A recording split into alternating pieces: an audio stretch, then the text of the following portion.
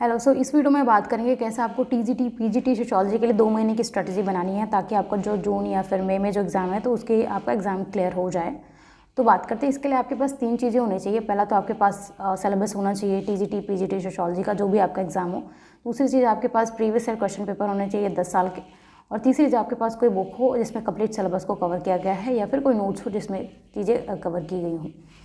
तो आपके पास सिलेबस होगा तो आइडिया रहेगा कि किस टॉपिक क्या टॉपिक देंगे कि टॉपिक से ही क्वेश्चंस पूछे जाएंगे। जैसे समाजशास्त्र का उद्भव और विकास, जो वेस्टर्न इंडियन थिंकर दिए गए हैं, परिवार विवाह नातेदारी, ये जितने सारे टॉपिक्स दिए हैं क्वेश्चंस यहीं से पूछे जाएंगे।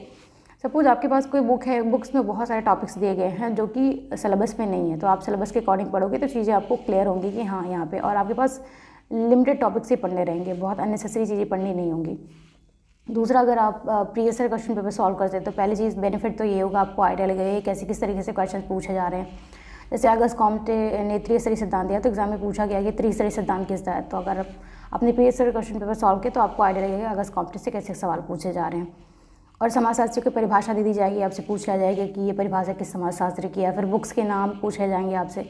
तो पीजीटी टीजीटी की सोशियोलॉजी के पेपर में फैक्चुअल क्वेश्चन ज़्यादा आते हैं, तो आप अगर previous year question paper solve करोगे तो आपको पता है कि अब मुझे फैक्ट्स पे ज़्यादा फोकस करना है।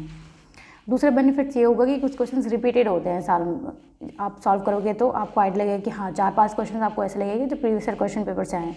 तो 2 बेनिफिट्स हो गए आपको पीवाई को सॉल्व करने के। और तीसरे, आपके पास एक बुक हो या फिर कोई नोट्स हो जिसमें कंप्लीट सिलेबस को कवर किया गया हो। और जब आप सिलेबस को कवर करोगे तो तभी चीज़ें आपसे सॉल्व हो जाए, क्वेश्चन सॉल्व हो पाएंगे। तो अगर आपके पास बुक्स या नोट्स है तो आप उसको मल्टीपल टाइम रिवाइज करो। एक बार पढ़ लिया, आप उसको दोबारा पढ़ो तो दोबारा से चीज़ें क्लियर होंगी। तो इस तरीके से इस तरीके से ये स्ट्रैटेजी अपना के आप चीज़ें 2 महीने में कर सकते हैं ईजिली।